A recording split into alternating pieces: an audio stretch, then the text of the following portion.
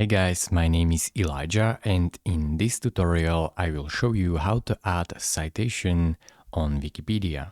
First, go to your user page, so click on your name right here, click on user page, and now click on resume edit and use visual editing right here.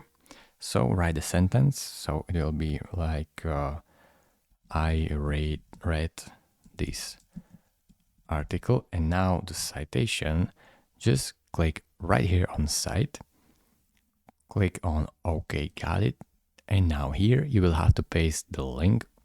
So go to the citation link that you want. So let's say it's this one, click on it and select it, click paste, go back to Wikipedia.